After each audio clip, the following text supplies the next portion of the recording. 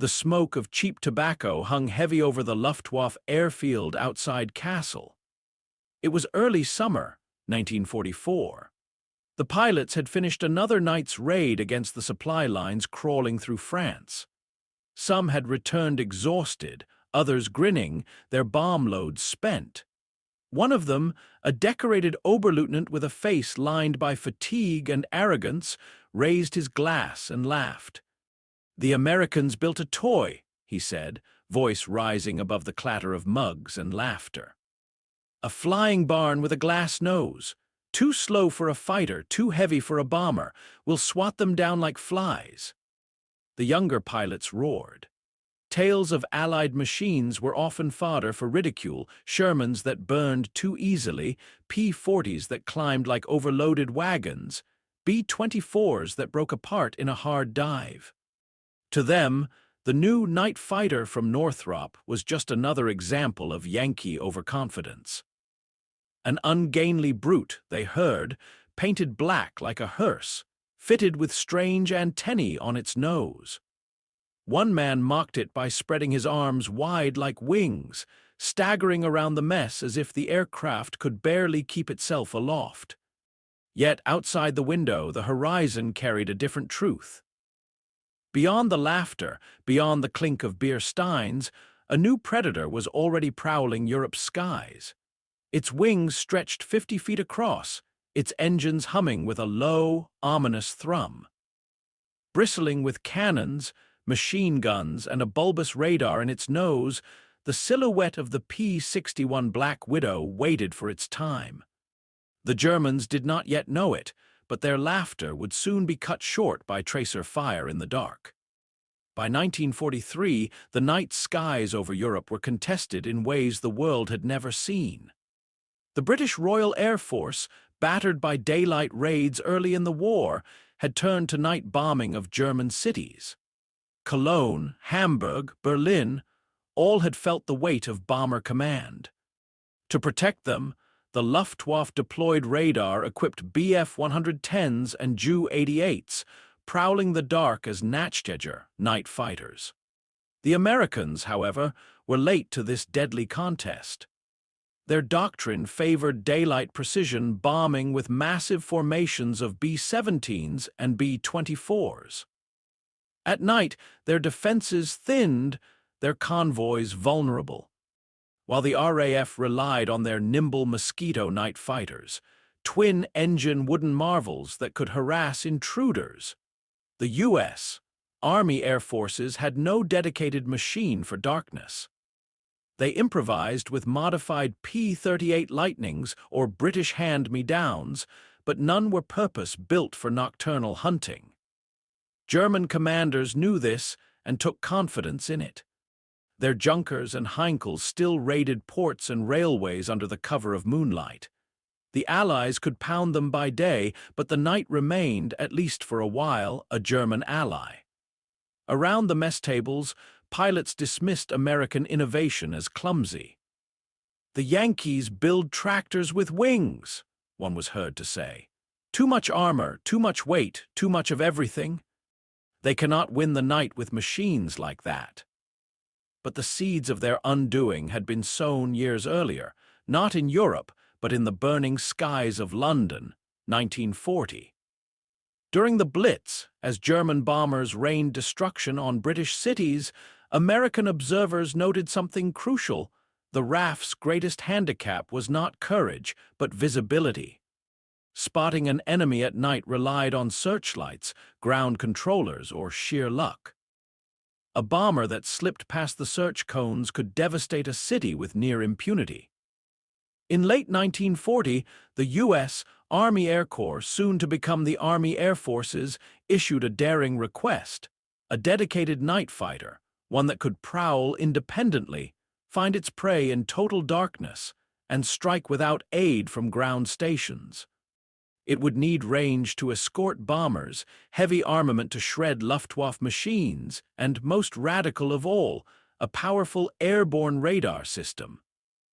The contract fell to Northrop, a young but ambitious company led by visionary designer Jack Northrop. Where others thought in terms of speed and glamour, Northrop thought in terms of purpose. He conceived an aircraft like nothing else in the sky, large, dark, heavy, with the bulk to carry radar operators, long fuel tanks, and devastating firepower. The result was the P-61 Black Widow, a name chosen both for its color and for the deadly venom it carried. The P-61 looked ungainly to many eyes. It was a twin-engine, twin-boom machine, its body dominated by a bulbous nose housing the SCR-720 radar set. With a wingspan of 66 feet, it was closer in size to a medium bomber than a fighter. To German intelligence officers, early reports suggested a monstrosity that could never maneuver with the agility of a Bf-109 or FW-190. But the Widow was not designed for dogfights. Its purpose was ambush. Crew of 3, pilot, gunner, and radar operator working in unison. Armament, 4 20mm Hispano cannons in the belly. 4.50 caliber Browning machine guns in a rotating dorsal turret, capable of firing forward, backward, or straight up into the belly of an enemy bomber. Radar. The SCR-720 could detect enemy aircraft up to 5 miles away, track them in pitch black, and guide the Widow silently into firing position. Every detail was crafted for a singular task: hunt in darkness. By the time whispers of the Black Widow reached German ears in 1943, the Luftwaffe was already bleeding from daylight battles. Yet night still offered them a chance to slow the Allied tide. Reports of a new American night fighter surfaced in intelligence briefings, large, heavy, and complex. The verdict from many German analysts was dismissive. Too big, too clumsy, it cannot dogfight. A toy with gadgets. When the radar fails, it will be blind. American pilots are not trained for the night. They will crash before they kill. Some even claimed it was propaganda, a myth meant to scare them. After all, what real fighter would carry a crew of 3 and weigh nearly 30,000 pounds loaded? To them, it looked more like a lumbering bomber than a predator.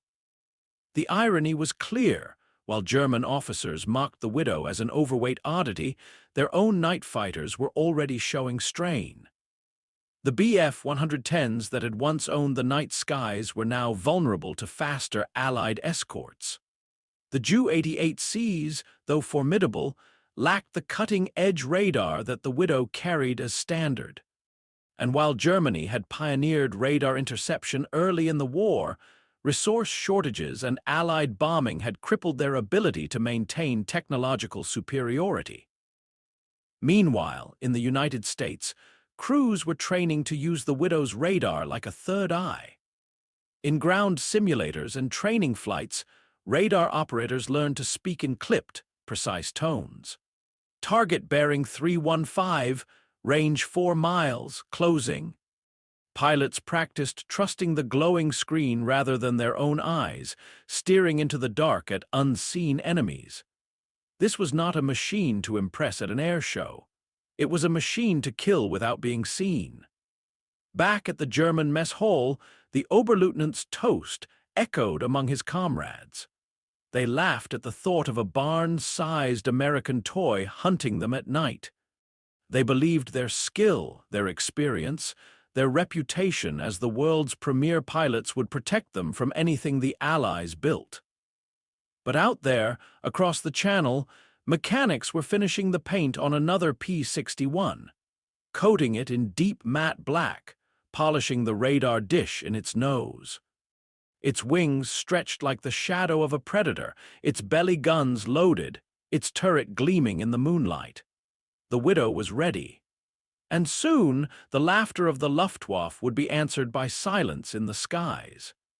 The P-61 took to the skies for the first time in May of 1942. It was a strange bird, unlike anything else then in the American arsenal, and its very bulk drew skepticism. Some in the upper reaches of the U.S. Army air forces shook their heads, wondering if Northrop had misunderstood the assignment.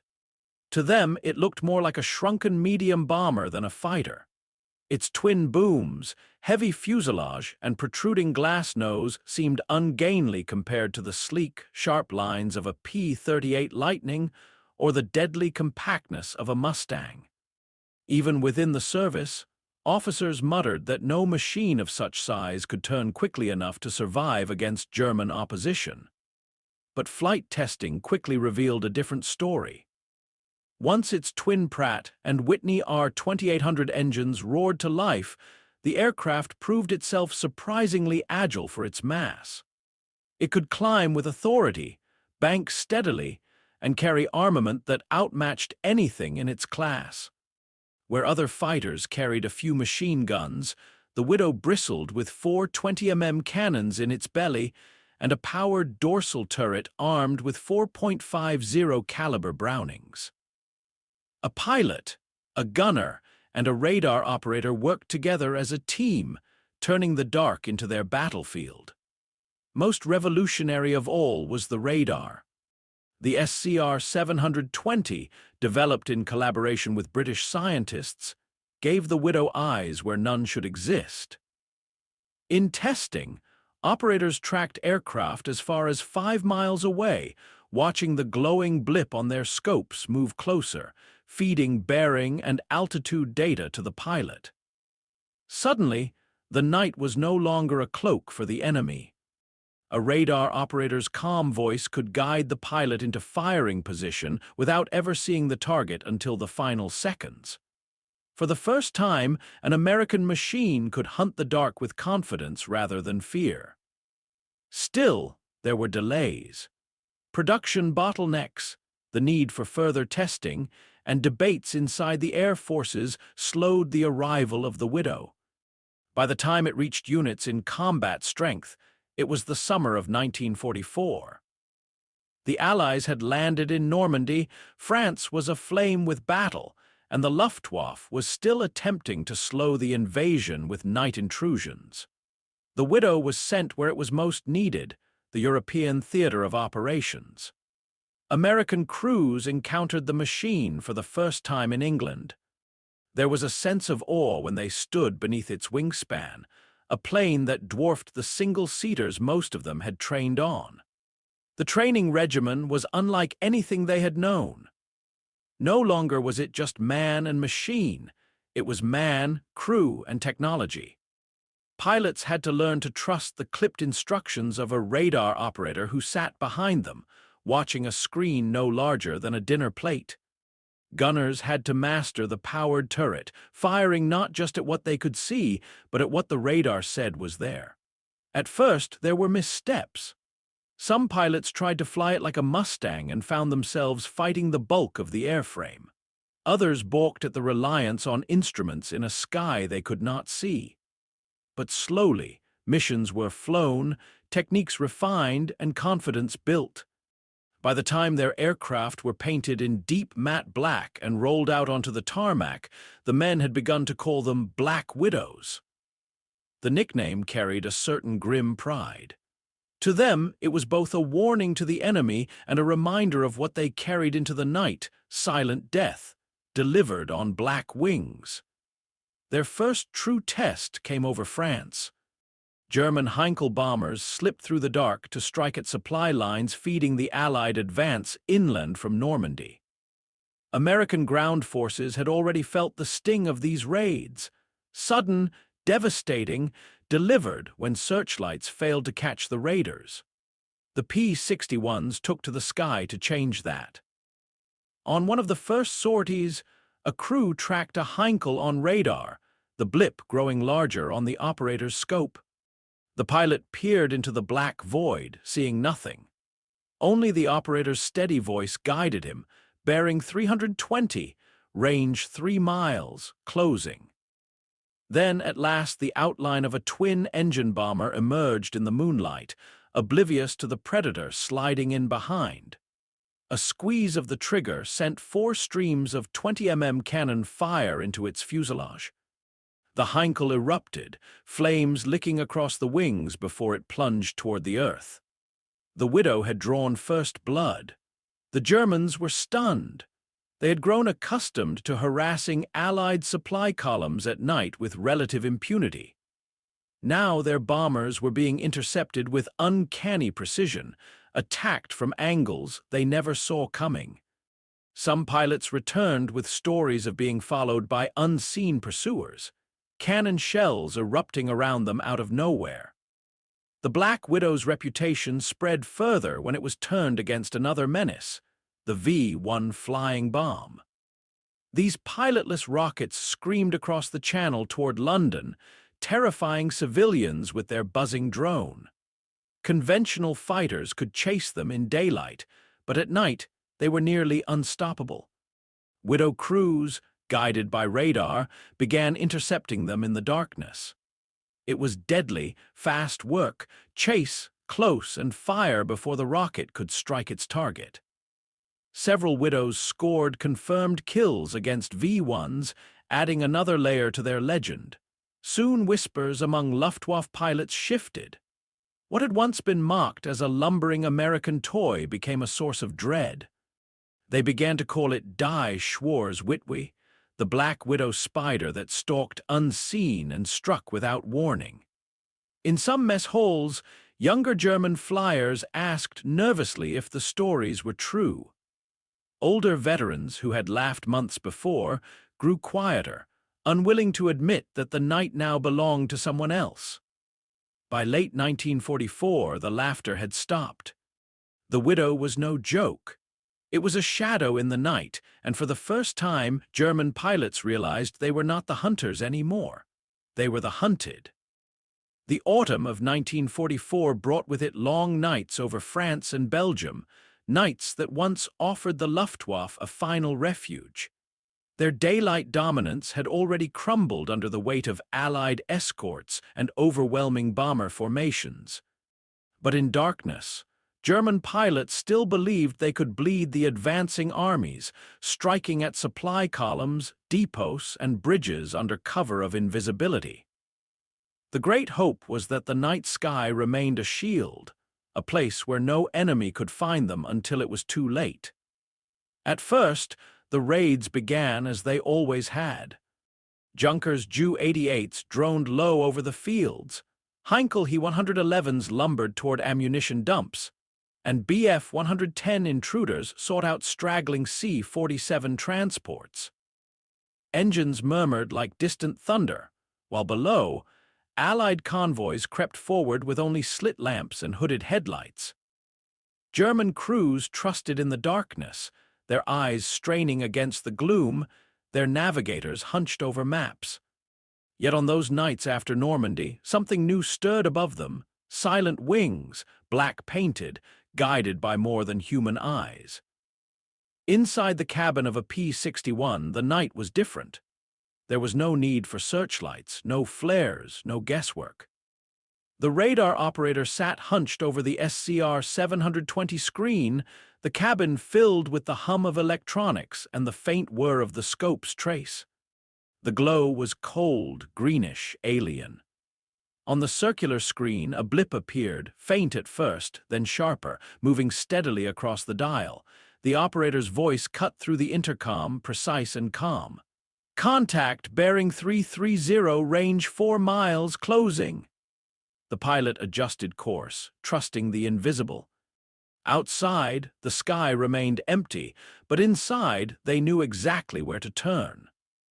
One of the earliest decisive encounters came in September 1944. Lieutenant Hermann Ernst, flying a P-61 named Moonhappy, intercepted a massive Heinkel He 177 bomber. The He 177 was supposed to be the Luftwaffe's great four-engine strike aircraft, but over France that night, it became the Widow's prey. Guided by his radar operator, Ernst slid the Widow beneath and behind the bomber until at last the looming shadow of the Heinkel filled his canopy. A squeeze of the trigger sent a storm of 20 mm cannon shells into the German machine. Fire licked across its wings, and the giant spiraled down into the blackness, exploding in the fields below. It was the first confirmed kill for a P-61 in the European theater. News of Moonhappy's success spread quickly among American units, bolstering confidence in the Widow. Soon after, Widows intercepted Ju-88s prowling near Allied airfields and Bf-110s on intruder missions. Each kill followed the same rhythm: radar contact, steady pursuit, and sudden eruption of gunfire in the dark. Survivors from downed German crews later confessed their terror. Many spoke of being struck without warning, from angles they never saw, the attackers vanishing back into the night before they could even react. One Luftwaffe pilot described it bitterly after capture. It was as if the darkness itself had teeth. By late 1944, German pilots were whispering a new name for the P-61, Der Witwenmacher, the Widowmaker. What had been dismissed as a toy was now a symbol of dread. Each night raid carried the risk of meeting the Black Ghost, a machine that seemed to see through the very fabric of night. Morale in the Luftwaffe's night fighting units plummeted. Some pilots complained openly that the skies no longer belonged to them. Others returned shaken, insisting that American aircraft had grown eyes. The psychological shift was stark. For years, German crews had relied on experience and skill to dominate at night. They trained their eyes to pierce darkness, their ears to read the roar of engines, their instincts to evade searchlights. Ground crews deployed sound locators and radar stations to vector fighters onto bombers, but in the air, the final decision rested with human senses. Against the Black Widow, such methods were useless. Human vision could be deceived, human instincts could be outflanked, but the cold, unwavering sweep of the Widow's radar gave it certainty in the void. Commanders began to realize it was not simply another aircraft they faced, but the dawn of a new form of warfare. Radar was no longer just a ground-based tool to direct fighters. It was now an airborne weapon, fusing man and machine into a hunter that could not be blinded. Reports trickled in, and even the most arrogant officers could no longer dismiss the losses. Where once they had laughed about a flying barn, they now grappled with the reality that technology had permanently shifted the balance of the night war. For the Allies, the contrast was clear. The Luftwaffe still clung to methods from the early Blitz, night vision exercises, reliance on flares and moonlight, aircraft directed by ground radar but forced to close the final distance by eye. The Americans, by contrast, sent Widows into the sky as self-contained hunters. A crew of 3 moved as one, radar operator feeding directions, pilot maneuvering unseen into striking position, gunner ready to unleash the turret. It was warfare by calculation rather than guesswork. Machines now guided men to their targets with unerring precision. As the winter deepened, Luftwaffe intrusions dwindled. The risks were too great, the losses too punishing. Pilots wrote bitterly in their diaries that the night, once a shield, had turned against them. In headquarters, commanders admitted quietly what they would not say aloud in the mess: the Allies had mastered the darkness. The Widow had brought an end to Germany's last sanctuary in the skies. And so, in the cold months of late 1944, the reckoning arrived. The laughter of German pilots at a smoky airfield, mocking an American toy, was now replaced by silence and unease. The Widow had proven itself. It was not fast enough to impress on sight, nor elegant enough to inspire awe, but it did not need to be. It hunted, it killed, and it rewrote the rules of air combat. For the Luftwaffe, the mockery had become dread. The night belonged to the Widow. By the first months of 1945, the night sky over Western Europe no longer belonged to the Luftwaffe. The Black Widows had matured from an untested experiment into a constant, prowling presence. Convoys moved with greater confidence after dusk, bomber formations rested without fear of sudden intruders, and the soldiers on the ground came to speak of the black aircraft as guardians. "The black wings are out tonight," infantrymen would say as they glanced upward into the dark. For them, the distant rumble of a P-61's engines meant that someone was hunting on their behalf. The Germans, meanwhile, were running out of both machines and men. Fuel shortages, relentless Allied bombing, and the attrition of years had gutted their once proud night-fighting arm. Yet even in decline, the Luftwaffe could still field aces. Men hardened by thousands of hours in the air, who had grown accustomed to surviving what others could not. One of these veterans, a decorated pilot who had scoffed at American machines since the earliest days, took off on a moonless February night in 1945. His orders were simple: harass Allied rail lines near the Rhine, disrupt the flow of supplies, and remind the enemy that German wings still flew. For most of the mission, he saw nothing but the faint glow of the ground below. Then came the first burst of cannon fire. Tracers whipped past his cockpit, tearing holes through his wing. He banked sharply, but the attacker remained invisible. Another burst followed, and flames licked across his fuselage. Struggling to keep control, he bailed out, parachute snapping open as his aircraft tumbled earthward in pieces. When he was captured hours later, frostbitten and exhausted, he told his captors what many of his comrades already knew. "We underestimated it," he admitted. "The American toy, it hunts like no machine I have ever seen. The sky itself betrayed me." While the Widow secured the European night, its reach extended beyond. Crews had already used the P-61 to intercept and destroy V-1 flying bombs, racing the pilotless weapons through the darkness and blasting them apart before they could fall on London. In the Pacific, the Black Widow tangled with Japanese raiders and fighters, proving just as deadly against opponents on the other side of the globe.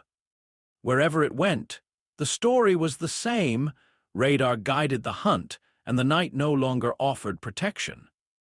Its legacy stretched far beyond the war. The SCR-720 radar that gave the Widow its invisible reach became the template for post-war air defense systems. Engineers who worked on its systems laid the groundwork for Cold War interceptors that would one day track jet bombers at supersonic speeds. What began as a desperate response to the Blitz had become a permanent shift in the nature of aerial warfare. No air force would ever again ignore the power of radar-equipped fighters. The war in Europe ended with the Luftwaffe broken, its fields littered with wrecked Ju-88s, Heinkels, and Messerschmitts. In the ruins of Germany, blackened aircraft carcasses lay in snow and mud, mute reminders of a force that had once terrorized the continent. For Allied crews, the Widow's role was clear. It had buried the last illusions of German invincibility in the dark. And so the story circled back to that smoky airfield in 1944, to the mess hall where laughter once echoed. "The Americans built a toy," the pilot had boasted. "A flying barn with a glass nose. Too slow for a fighter, too heavy for a bomber. We'll swat them down like flies." Those words, carried on pride and arrogance, now stood against the silence of wreckage strewn across fields and forests. The P-61 had been mocked as a toy, but it proved itself as the first true night fighter. In the black skies of Europe, it turned laughter into silence. The Luftwaffe's last hopes were buried beneath its wide, dark wings, and in its wake dawned a new era of air power. One where machines guided men with unseen eyes, and the night was no longer a sanctuary. The P-61 was mocked as a toy, but in the dark skies of Europe, it turned laughter into silence. The first true night fighter had arrived, and it buried the Luftwaffe's last hopes under its black wings.